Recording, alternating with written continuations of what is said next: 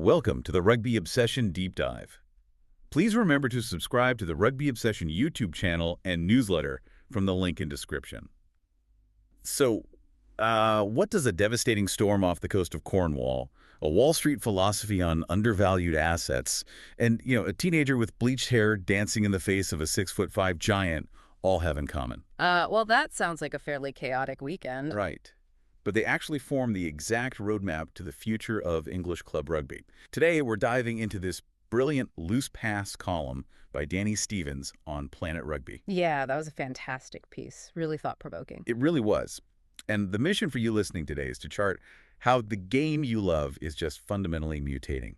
We're going to track this evolution vertically, so starting with the billions of dollars shifting in the boardrooms, following it down to the tactical chaos on the pitch, and then finally looking at how it's rewriting the very slang spoken in the rocks. Which is fascinating. I mean, the sheer scale of the sport's current transformation is just staggering. Totally. So keep an open mind as we unpack this. Where do we even start with the boardroom stuff? Well, the foundation of this entire evolution is liquidity.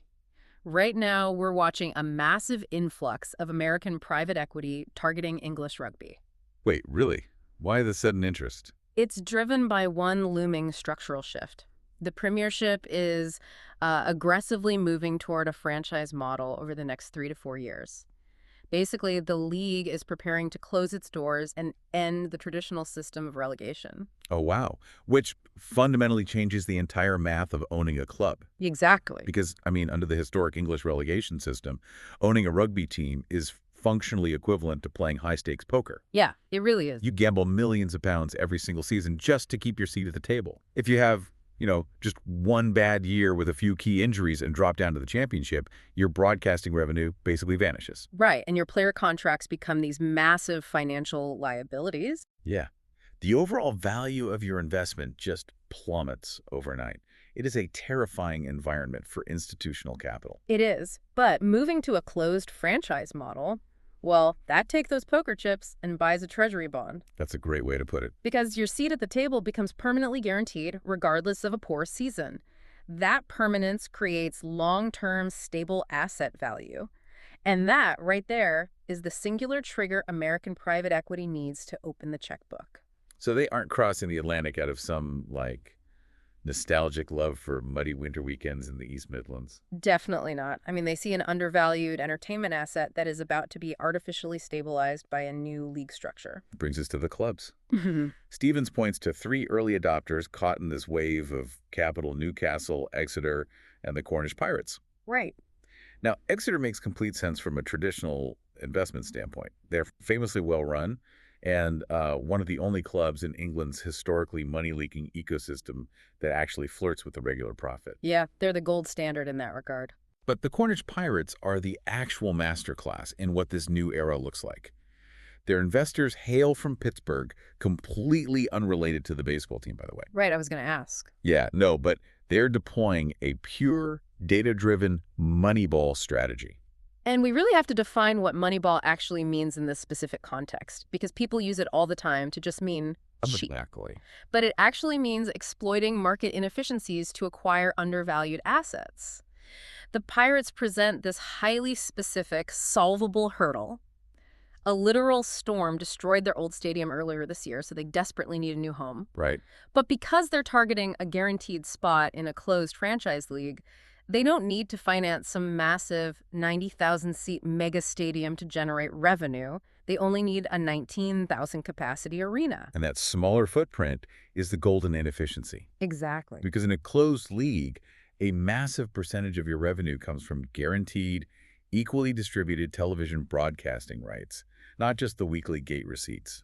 Right. The TV money is the real prize. Plus, filling a 19,000-seat stadium consistently creates this electric, dense atmosphere for the cameras, which drives up the value of the broadcast product anyway. Yeah, because having 19,000 fans sitting in a cavernous, empty, 90,000-seat soccer stadium just looks terrible on TV. It really depreciates the product's perceived value. So the Pittsburgh investors understand that you don't have to build the Roman Colosseum to get a return on investment. You just need an optimized facility. An optimized facility that maximizes your profit margin from those TV deals. It's brilliant. But let me ask you this. Since English club rugby historically hasn't exactly been a cash cow, Hmm. what is the ultimate end game for these U.S. investors? Yeah. Like, what happens to traditional giants like Leicester Tigers, Harlequins, or Saints? That is the broader question, right? How do the traditional giants adapt to an ecosystem they no longer control? Right. Clubs that built their entire identities on the old model now face a radically different financial reality. The author specifically questions the fate of Saracens. Oh, interesting. Yeah, because they're historically nomadic. They've bounced between different grounds, and they already operate with a somewhat ruthless, franchise-like mentality. Yeah, they do. So the debate is whether they'll actively court this new wave of private equity to maintain dominance or simply be overtaken by the smaller, historically overlooked teams that do accept the capital. Wow. I mean, bringing in American private equity to build a stable franchise means you're no longer just selling a local rugby match. You're selling a global entertainment spectacle. Exactly. And selling an entertainment spectacle to a new audience requires characters that jump off the screen and demand attention. Basically, the boardroom shift dictates the product on the pitch. Which brings us directly to the actors stepping onto that pitch. We are seeing the rise of the player as disruptor, which is tailored perfectly for this new era. Yeah, absolutely. And before we break down exactly what the sport's most controversial disruptor did to infuriate the establishment this week, I want to quickly remind you to subscribe to the Rugby Obsession YouTube channel and newsletter from the link in description. So let's get into it. Let's look at Northampton Saints back row maverick, Henry Pollock. Oh, boy. Yeah, he is essentially the first native anti-hero of the franchise era. Let's set the scene for you listening. It's a recent match against Leicester, and it is a chastening defeat. Northampton is trailing 41-5. It was bloodbath. Pollock comes off the bench, and look, his pure mechanical impact is undeniable. He delivers a beautiful try assist, and it's his incredibly powerful pick-and-go surge that sets up Northampton's third score. I mean, his physical profile is just exceptional. He possesses this explosive, dynamic carrying ability that forces defensive lines to commit multiple tacklers, manipulating space for the rest of his squad. Right. But Stevens' column doesn't really dwell on the pick-and-go mechanics. The focus is entirely on the theatrical chaos Pollock unleashed while his team was actively being blown out by 36 points. Yeah, and chaos doesn't quite cover it. First, Pollock decides to take over the line-out throws. Which is wild. He isn't a hooker. He just decided he wanted the ball. And this disruption of his own team's set piece resulted in 2 missed throws, handing possession straight back to Leicester. Just unbelievable. And within seconds of that, he instigates a physical scrap against a Leicester side that is already down to 13 men. He specifically chooses to tangle with Hanro Labenberg, who is a 6'5" behemoth. A very brave or very foolish choice. Right. And he tops the entire performance off with an expletive-laden dancing routine, openly mocking the players in green shirts. The author of the Loose Pass column was scathing regarding this performance. I mean, Stevens called Pollock a bleached show pony. Oh, ouch. Yeah, and he categorized the modern trend of the player as disruptor as absolute nonsense. He used this vivid analogy, saying that Pollock's antics are akin to a child flicking luminous orange ink all over Van Gogh's sunflowers and then trying to market the mess as high art. That is quite the image. And Stevens was genuinely bewildered as to how referee Matthew Carley didn't issue Pollock a card for the sheer volume of gamesmanship. Well, let's analyze why Carley kept his cards in his pocket. In a 41-5 blowout, a referee's primary objective shifts from strict technical enforcement to overarching game management. It's a fair point. Carley likely recognized that throwing a card at a young player who is deliberately acting out in garbage time would only escalate the tension. It would give Pollock the exact spotlight he was looking for. Yeah, ignoring the antics is actually the ultimate referee power move. He managed the temperature of the match rather than strictly reading the rule book. Exactly. And, I have to push back hard on Stevens' neon ink analogy here. Really? How so? If the sport is Americanizing and becoming an entertainment franchise, aren't colorful, highly dramatic players like Pollock exactly what puts eyes on the screen? Maybe rugby needs a bit of neon ink right now. Well, I recognize the marketing value of polarization, sure, but there is a massive chasm between being a marketable villain and being an active liability to your own squad. I mean, true. The biomechanics of a rugby lineout require the hooker and the jumping lock to have a kinetic timing built on hundreds of hours of repetitive practice. When a back row player waves off the hooker out of sheer ego, they shatter that delicate timing. Yeah, the 2 missed throws were definitely a bad look. Stepping up to take a line out and butchering it twice doesn't sell tickets, you know? It loses the locker room. A team's forward pack does not care about a player's social media engagement metrics if that player cannot hit their jumper in a set piece. Okay, but the sport needs storylines. A casual fan scrolling through highlights on their phone might not understand the subtle, grueling mechanics of a perfect ruck clear outright. Sure, they won't. But they will absolutely stop scrolling to watch a teenager with bleached hair dancing in the face of a giant forward. Modern sports thrive on polarization.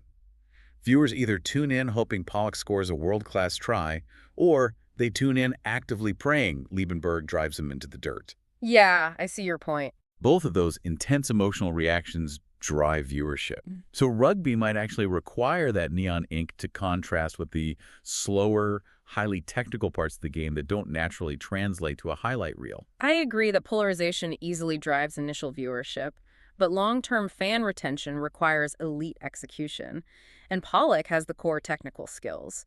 The try assist and the powerful surges prove he can execute at the Premiership level. He's undeniably talented. So the intense frustration from traditionalists isn't about forcing him to become some gray, robotic flanker.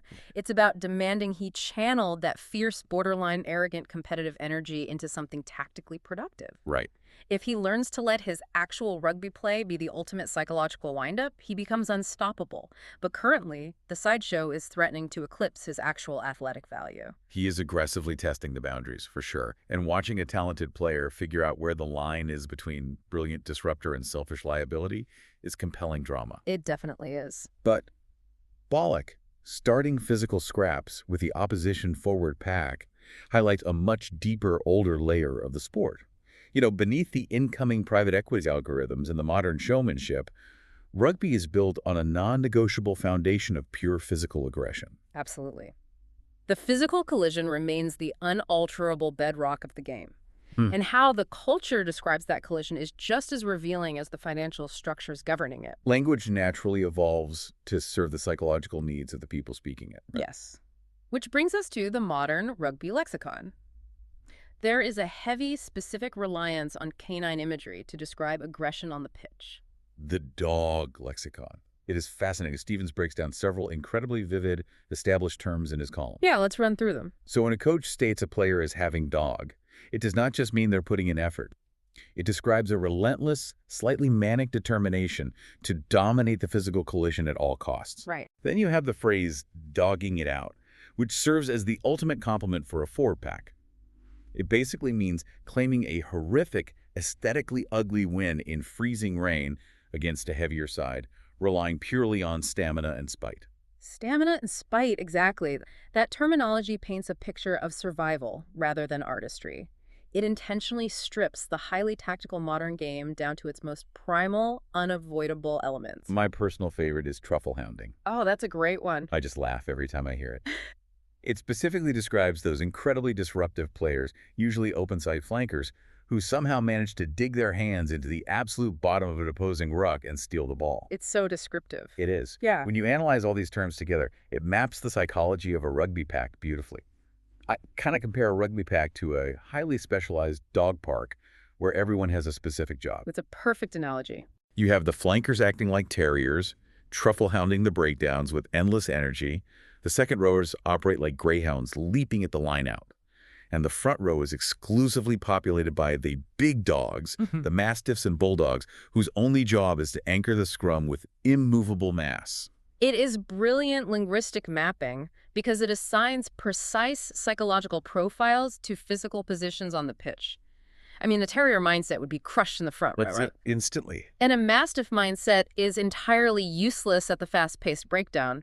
The language perfectly codifies the specialized, interdependent ecology of the forward pack. But language doesn't just categorize the past, it mutates in real time. Stevens introduces a new piece of slang in his column that he hadn't encountered before, the dog shot. Right, the dog shot. This term surfaced recently following a highly controversial incident where Welsh wing Luke Morgan injured Ethan Hooker. Stevens notes that he owns a very energetic mountain dog himself, and he points out a glaring logical flaw in the term. Well, wait, dogs usually face up to each other before a fight, right? They posture, bare their teeth, establish dominance face-to-face. So where does the term dog shot, meaning a cheap or unseen shot, actually come from? That is the mystery. Tracing the exact etymology of sports slang is notoriously difficult because it's born in the heat of the moment, usually screamed on the pitch or debated in the pub post-match. Right, nobody's writing it down in a dictionary right away. Exactly. However, if we analyze the psychology behind the word, it likely abandons the domesticated concept of a dog facing up and leans heavily into the feral, unpredictable nature of a wild animal. Oh, that makes sense. A trained dog faces its opponent, but a wild dog strikes from the blind side when the prey isn't looking. But the term dog shot captures that chaotic primal edge where the structural gentleman's agreement of rugby temporarily shatters and raw, unsanctioned violence takes over. It represents feral unpredictability. A cheap shot in a chaotic ruck isn't a calculated tactical error, it's a lapse into pure animal instinct. That psychological read makes total sense. But considering how hyper-localized rugby culture is, there are likely dozens of different theories regarding where dog shot originated, heavily dependent on which hemisphere or even which specific county you grew up playing in. And that variation is the hallmark of a rich oral tradition. Honestly, this is the ideal moment to turn the analysis over to you, the listener. Yes, please. The culture of the sport lives, breathes, and evolves within the community. So head down to the comments and weigh in on this linguistic puzzle.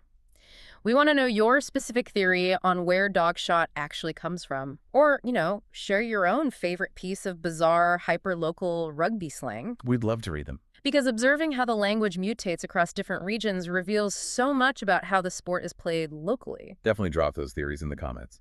So let's pull all these threads together. We started by examining the influx of American dollars flooding the boardrooms to build stable, closed-league entertainment franchises based on undervalued assets. Right. Then we analyzed how the neon ink of modern mavericks like Henry Pollock serves as the exact anti-hero that this new entertainment system requires to capture casual audiences. Which is a massive shift. And finally, we dug into the gritty, truffle-hounding dog language that proves the primal heart of the forward pack still beats beneath the modern spectacle. The culmination of all these sources paints a vivid portrait of a sport caught in a massive structural and cultural transition. I mean, English rugby is fiercely honoring its deeply aggressive past, while simultaneously and ruthlessly optimizing for a highly commercialized future. Yeah, that friction is real. The friction between those two realities is exactly what makes the current era the most compelling period in club history. Which leaves us with one final, overarching thought for you to ponder long after this deep dive ends. If American private equity successfully transforms the league structure into a polished, closed entertainment product, and if the culture actively shifts to reward the individual brand and theatrical showmanship of players like Pollock, will that traditional primal dog mentality of rugby even survive? What? Or will we be watching a completely different game and speaking a completely sanitized rugby language in a decade? It is the existential question facing the next generation of the sport. And the final answer won't be drafted in a corporate boardroom. It will be decided in the mud of the rucks. Make sure to subscribe to the Rugby Obsession YouTube channel and newsletter from the link in description. Thank you for listening to the Rugby Obsession Deep Dive, and we'll look forward to you listening to our next episode.